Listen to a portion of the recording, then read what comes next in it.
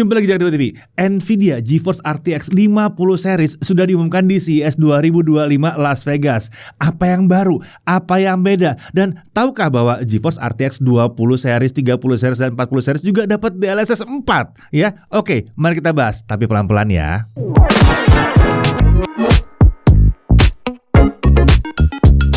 Ya, GeForce RTX 50 series sudah diumumkan dalam keynote-nya Jensen Huang dalam pembukaan CES 2025 Las Vegas. Arsitekturnya pakai Blackwell, dia pakai GDDR7 up to 30 Gbps, dan dia akan tersedia mulai dari Januari 2025. Ada 4 GeForce RTX 40 series yang sudah diumumkan. Speknya bisa dilihat di tabel yang satu ini ya. GeForce RTX 5070 dengan 1000 AI TOPS. Performa disebut setara dengan RTX 4090 disebut ya. Lalu ada GeForce RTX 5070 Ti dengan 1400 AI TOPS.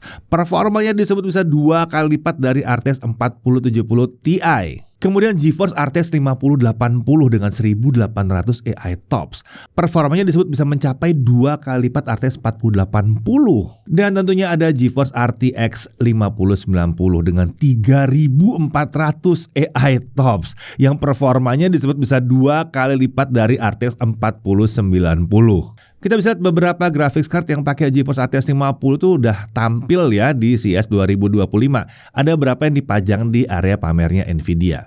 Ada juga GeForce RTX 5090 Founders Edition yang FE ya. Ini tebalnya cuma 2 slot PCIe aja, pakai double flow through design. Jadi suhunya bisa dijaga dengan baik walaupun sistem pendinginnya agak mengecil dibandingkan sebelumnya. Selain itu, grafik saat ini juga pakai desain 3-piece PCB serta thermal interface material dengan liquid metal. Nah, untuk GeForce RTX 50 series ini juga ada yang untuk laptop ya, dan tersedianya mulai dari bulan Maret 2025. Ada GeForce RTX 5070, RTX 5070 Ti, RTX 5080 dan RTX 5090 juga. Dengan spesifikasi yang bisa dilihat di tabel yang satu ini, termasuk AI TOPS-nya yang sudah meningkat jauh, ini dicek aja di tabel ini, luar biasa ya. Nah, GPU satu ini pakai Blackwell Max Q untuk kombinasi performa, efisiensi, dan daya tahan baterai di laptop ya tentunya ya, supaya bisa lebih baik. Ada beberapa laptop juga yang ditampilkan di area pameran Nvidia yang udah pakai RTX 50 series juga. Nah, pertanyaannya sekarang, apa yang baru di GeForce RTX 50 series? Pertama, pastinya arsitektur Blackwell. Kalau yang kemarin kan Ada Lovelace ya, kalau sekarang Blackwell. Ini baru pertama kalinya digunakan di GPU kelas consumer. Streaming multiprosesor atau CUDA yang sudah diperbarui ya, lebih dioptimalkan untuk neural shaders. Nah, apa itu neural shaders? Singkatnya, ada small neural network yang diintegrasikan ke dalam programmable shaders.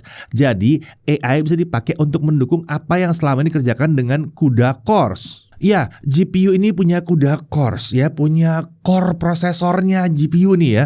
Nah, ini sekarang bukan cuma ditambahin pakai tensor core, tapi disuntikkan kemampuan AI di dalamnya. Gitu kira-kira. Salah satu tujuannya adalah untuk menghasilkan tampilan yang lebih nyata, true to life. Ini membuka jalan untuk Nvidia bisa menawarkan beberapa fitur seperti RTX Neural Texture Compression. Nah, ini memungkinkan penggunaan VRAM bisa dihemat tanpa mengorbankan kualitas tampilan visual. Karena tekstur ini kan dikerjakannya di shaders. Nah, sekarang shadersnya udah bisa pakai AI, jadi bisa dikompres lagi lebih jauh. Lalu materials, ini juga adanya di shaders. Jadi ada RTX Neural Materials.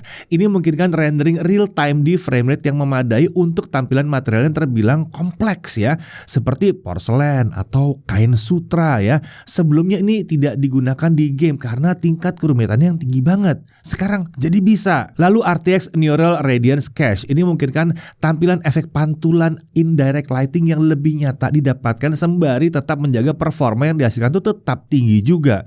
Dukungan penuh neural shaders ini juga sudah disiapkan Nvidia bersama dengan Microsoft ya. Jadi DirectX itu akan segera mendukung fitur yang menggunakan neural shaders ini. Lalu ada juga 4th Gen Ray Tracing Core. Nah, yang ini mendukung RTX Mega Geometry, memungkinkan ray tracing yang lebih kompleks dengan lebih dari 100 kali lipat ray trace triangle. Ini menjanjikan tampilan ray tracing yang jauh lebih detail tanpa mengorbankan performa terlalu jauh ya. Nah, kemudian dia juga udah pakai 5th Gen Tensor Core. Nah, ini kan kemarin dia sendirian nih yang ngerjain AI ya. Sekarang udah baru lagi nih. Selain shadernya juga bisa ngerjain AI, tetap Tensor Core-nya juga diperbarui. Jadi 5th 5th Gen Tensor Core, dan ini mendukung hadirnya DLSS 4 yang dilengkapi dengan multi frame generation. Ini menjanjikan potensi frame rate sampai 8 kali dibandingkan kalau tidak pakai DLSS. Ini dimungkinkan karena AI di sini bisa menghasilkan sampai 3 frame ekstra untuk setiap frame yang sudah dirender. Iya, jadi bikin 1 frame doang terus tiba-tiba ada 3 frame tambahan lagi pakai AI. Tapi ini kan berarti cuma 4 kali lipat. Ingat, itu kan cuma dari sisi multi frame generation-nya aja. Masih ada peningkatan juga kan dari fungsi dasar DLSS. Tampilan bisa dirender di resolusi yang lebih rendah, jadi frame rate-nya juga bisa meningkat. Menariknya lagi, untuk fungsi upscale tampilan, Nvidia menyebutkan ada peningkatan besar juga di AI model untuk DLSS 4. Kini sudah ada Transformers model seperti yang dipakai ChatGPT dan Gemini menggantikan CNN yang bisa dipakai di DLSS generasi sebelumnya. Efeknya, kualitas tampilan tuh meningkat dengan detail yang lebih tinggi dan ghosting bisa berkurang di sini. Ada juga peningkatan untuk DLSS Ray Reconstruction, di mana AI digunakan untuk menghasilkan kualitas tampilan yang lebih tinggi lagi. DLSS 4 ini disebut akan langsung tersedia di puluhan game. Selain itu juga bisa dijalankan di game-game yang sudah mendukung DLSS generasi sebelumnya lewat Nvidia App. Jadi, ini bisa dipaksa untuk berjalan di DLSS 4 ya. Nah, apakah DLSS 4 ini juga bisa dirasakan di RTX generasi sebelumnya? Bisa, tenang. Tapi memang tidak semua fiturnya. Terutama untuk yang multi frame generation, itu khusus untuk GeForce RTX 50 series saja. Kalau fitur sisanya tuh bisa. Jadi ada yang didapatkan di 40 series, di 30 series, dan 20 series juga ada. Lalu ada NVEncoder 9th generation dan NVDecoder 6th generation dengan dukungan untuk 422 Pro Grade Color Format atau 422 Pro Grade Color Format, Multiview HEVC untuk 3D dan VR, serta AV1 Ultra High Quality Mode. Dukungan hardware untuk 422 ini belum tersedia di generasi-generasi sebelumnya ya. Kemudian ada lagi peningkatan kemampuan ya, 5% peningkatan kualitas saat encoding HEVC dan AV1, serta kecepatan yang lebih tinggi untuk decoding video H264. Nah, bagaimana dengan performa RTX 50 series? Tenang, ada. Kita akan bahas di video ini, tapi nanti ya, kita lanjut bahas yang satu ini dulu. Ada RTX Neural Faces juga nih di sini ya. Ini diperkenalkan dan ini memungkinkan tampilan wajah dari karakter digital dibuat lebih mendekati tampilan wajah manusia dengan bantuan AI. Ini dikerjakan secara real time dengan generatif AI. Wajah jadi bisa terlihat lebih natural dengan menyesuaikan kondisi pencahayaan dan emosi yang menyerupai kenyataan. Lalu ada RTX Character Rendering SDK. Ini juga diperbarui dengan fitur untuk rendering rambut dan kulit yang lebih nyata. Ini memanfaatkan RTX 50 series untuk mengoptimalkan tampilan ray tracing rambut dan kulit. Ada juga Reflex 2. Wah, ya kan, kalau Reflex yang pertama kan udah banyak yang pakai ya buat bertanding ya. Nah, ini juga nih Reflex 2 ini untuk latency input lag yang lebih rendah sampai 75% dengan frame rate yang akan segera hadir. Ini harusnya cocok untuk gamer-gamer kompetitif yang sangat menyukai input lag yang sangat rendah. Kemudian GeForce RTX 50 series ini juga mendukung game AI yang lebih kekinian dengan dukungan penuh untuk Nvidia Ace Autonomous Game Character. Nvidia Ace Autonomous Game Character. Jadi sekarang tuh udah bisa ada co-playable karakter ya. Jadi ini bukan NPC lagi, CPC namanya sekarang ya. Kalau NPC kan non-playable, kalau ini co-playable, bisa main bareng gitu. Jadi CPC ini bisa mengerti perintah kita dan menjalankan aksi tertentu ya sesuai dengan yang kita inginkan. Salah satunya adalah ini di PUBG Ally, di mana CPC bisa menemani kita dan membantu kita memenangkan battle. Ini bukan cuma sekedar membantu nembak lawan doang, tapi kita bisa minta saran sebaiknya kita harus kemana ya, atau kalau masih baru ya kita mau mendarat di mana ya, atau mau cari item tertentu itu di mana kalau kita butuh itu ya. Nah, lalu ada juga rencana untuk implementasi yang seperti ini di Naraka Blade Point ya, untuk companion karakter yang bisa menerima perintah kita. Sementara di Mir 5 ya, ini game lain lagi ya. Di sini justru digunakan untuk memperkuat karakter bos dalam game. Di mana bosnya bukan kitanya. Bosnya yang akan belajar dari kekalahan sebelumnya. Jadi kita tidak bisa menggunakan strategi yang sama atau trik yang sama 2 kali berturut-turut. Kenapa? Karena bosnya udah tahu kalian mau ngapain. Nah, dukungan fitur ini seharusnya tersedia juga untuk GeForce RTX generasi sebelumnya ya. Tapi performanya tentu akan bervariasi dan tentunya akan lebih optimal di RTX 50 series ini. Ya, kemampuan RTX 50 di luar gaming ini juga ada beberapa update nih ya untuk para kreator ya. Ada dukungan FP4 di RTX RTX 50 series atau RTX 50 series untuk mengatasi masalah model AI yang sekarang jadi jauh lebih kompleks. Ini pertama kalinya ada FP4 di graphics card kelas consumer. FP4 ini diibaratkan kompresi yang membuat model AI kompleks bisa di-load ke graphics card dengan VRAM yang nggak besar-besar banget. Jadi berguna sekali ya. Lalu ada efek baru di NVIDIA Broadcast, Studio Voice, dan Virtual Keylight yang tentunya pakai dukungan AI yang dijalankan langsung di perangkat kita yang pakai GeForce RTX. Lalu NVIDIA AI Blueprint, ini berisi banyak sekali pre-configured workflow untuk AI dengan basis NIM microservices. Ini bisa dimanfaatkan untuk aplikasi pemanfaatan AI di berbagai bidang, termasuk untuk mendukung digital human dan content creation, dan semuanya ini bisa dijalankan langsung di GeForce RTX yang kita pakai. Nah, terkait content creation, salah satunya adalah pemanfaatan di 3D Guided Gen AI. Ini bisa diimplementasikan di berbagai aplikasi termasuk Blender. Jadi kita bisa membuat model 3D kompleks dengan hanya memanfaatkan model-model yang sederhana aja. AI akan mengubah model-model sederhana itu ke bentuk yang jauh lebih detail sesuai dengan prompt yang kita berikan. Selain itu, ini juga menarik ya, ada PDF to podcast yang bisa mengubah isi sebuah file PDF ke bentuk audio podcast. Jadi bukan cuma sekedar ngebacain isi PDF-nya aja, tapi ini bisa mengubah isi PDF ke bentuk percakapan yang menyinggung tentang isi PDF tersebut. Saya tahu ini udah ada kalau online, tapi ini kan offline ya. Ini pakai RTX-nya begitu. Ini akan membuat membaca sebuah PDF yang detail jadi lebih menyenangkan aja dengerinnya ya. Lalu ada masih banyak lagi NVIDIA AI Blueprint yang tersedia ke depannya nanti, dan semuanya bisa memanfaatkan keunggulan dari RTX 50 series yang masuk ke dalam inisiatif NVIDIA Media 2. Beberapa nih microservices juga disebut akan bisa dirasakan di chat RTX versi terbaru yang akan dirilis dalam beberapa bulan ke depan. Detail lengkapnya bisa dicek di situs resminya NVIDIA ya. Nah, kemudian NVIDIA juga menampilkan Project R2X, Digital Human Interface yang memanfaatkan agentic AI dan bisa berinteraksi dengan kita lewat suara dan visual. Ini adalah contoh pemanfaatan NIM microservices yang nantinya diharapkan bisa membantu developer untuk menghasilkan banyak kreasi agentic AI yang baru. NVIDIA tentunya bukan cuma mengumumkan GeForce RTX 50 series dan fitur-fitur pendukungnya tadi ya. NVIDIA Omniverse itu juga dibahas ya. Sekarang sudah diperluas dengan physical AI untuk robotik, kendaraan otonom, dan vision AI. NVIDIA menyediakan framework dan model untuk percepatan pengembangan physical AI ini. Contoh penggunanya adalah untuk simulasi custom car atau untuk simulasi computer fluid dynamics di mobil balap. Kemudian NVIDIA Cosmos itu juga diumumkan di CES 2025. Ini adalah platform generative World Foundation Model WFM ya, untuk menyederhanakan sekaligus mengakselerasi physical AI. Ada juga Mega Omniverse Blueprint untuk pengujian dan optimalisasi physical AI, khususnya untuk penggunaan robot skala masif. Masif di sini maksudnya bukan ukuran robot yang besar ya, tapi penggunaan banyak robot di satu area. Ini memanfaatkan yang disebut sebagai digital twin atau cloning virtual dari dunia nyata. Nantinya pengujian dan optimalisasi akan disimulasikan dulu dengan physical AI di digital twin ini. Baru setelah sukses, hasilnya akan diimplementasikan di dunia nyata. Lalu ada Project Digits, ini juga rame banget ya. Ini menarik. Wujudnya adalah superkomputer dengan ukuran kecil banget ya, seperti seukuran NUC atau NUC ya.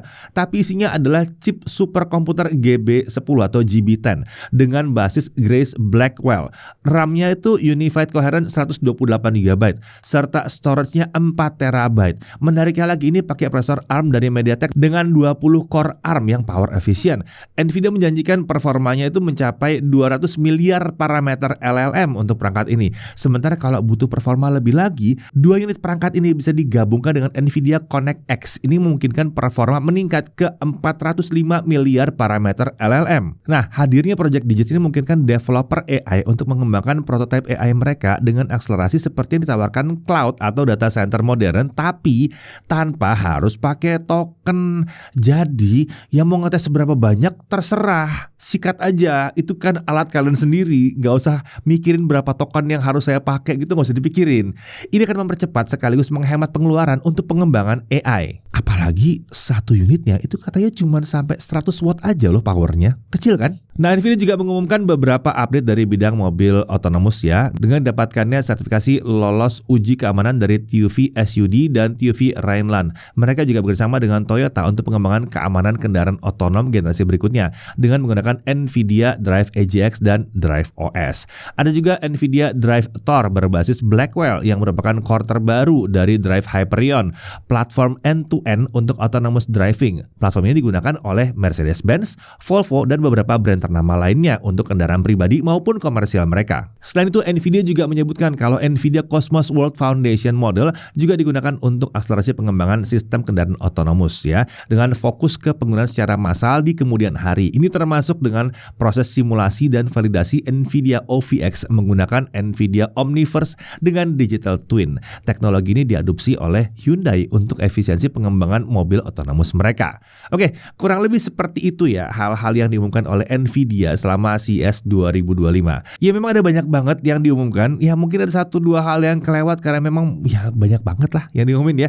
Tapi yang jelas mereka bukan cuma sekedar bahas Nvidia GeForce RTX 50 series saja. Tapi kita yang mau bahas tentang Nvidia GeForce RTX 50 series. Jadi sekarang mari kita masuk ke aspek performanya karena ada demo performanya di situ. Oke, mari kita lihat seperti apa performa GeForce RTX 50 series ya di sini.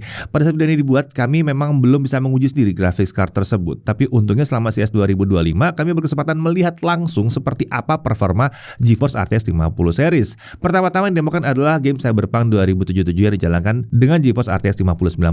Game ini ternyata mampu dijalankan di frame rate lebih dari 200 fps. Padahal game ini menggunakan setting resolusi 4K dengan preset Ray Tracing Ultra dengan Path Tracing diaktifkan. Tentunya frame rate tinggi itu bisa dicapai dengan mengaktifkan teknologi DLSS 4, yaitu Multi Frame Generation Setting 4 kali, serta DLSS Super Resolution ada di Performance. Kemampuan DLSS 4 juga dibuktikan di game Black Myth Wukong yang didemokan kepada kami. Tanpa DLSS 4, frame rate di game tersebut itu agak sulit menembus 50 fps. Nah, begitu DLSS 4 diaktifkan, frame rate-nya tuh langsung naik ke kisaran 350 frame per second. Berikutnya kita didemokan game Alan Wake 2 ya untuk menguji kemampuan RTX 5090 kalau dibandingkan dengan RTX 4090. Ya, RTX 5090 ternyata mendapatkan 329 fps sementara 4090 itu dapat 139 fps. Jadi perbandingan performanya bisa lebih dari 2 kali lipat. Ini sesuai dengan janji dari Nvidia. Menariknya lagi dengan peningkatan performa sejauh itu, gambar yang dihasilkan di RTX 5090 terlihat lebih baik di beberapa bagian dibandingkan RTX 4090. Demo berikutnya adalah RTX 5070 yang diadu dengan RTX 4090. Sepertinya demo ini untuk menunjukkan klaim Nvidia di mana RTX 5070 itu bisa memiliki performa yang mirip dengan RTX 4090.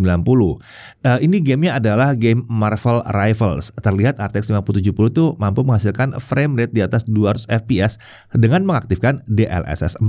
Sementara frame rate yang dihasilkan oleh RTX 4090 itu berada sedikit di bawah 200 fps. Nah, selain game ada juga demo kemampuan di software content creation ya. Kali ini demonya menggunakan software DaVinci Resolve untuk mengedit video 4K 60 dengan chroma subsampling 422. RTX 5090 sendiri kan sudah memiliki hardware encoder dan decoder untuk video dengan chroma subsampling 422.